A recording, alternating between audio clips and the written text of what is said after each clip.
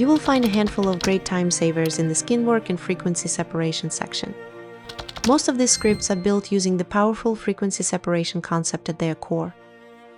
Make sure to watch our separate tutorial on how to use the new skin button. This is hands down my favorite addition in this version of the panel.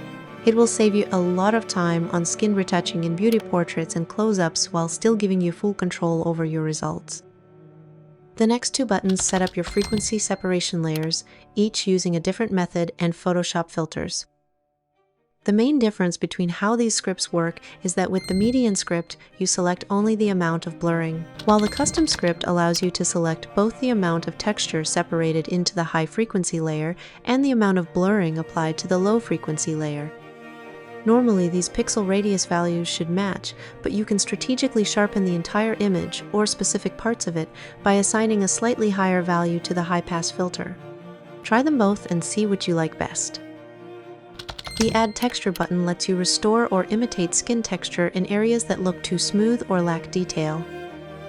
The Remove Hair script is another great time saver. We created it to help quickly remove facial hairs and stubble around the brows.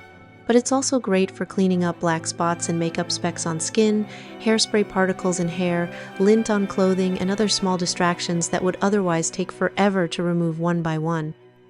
Check out our detailed tutorials on how to use these scripts.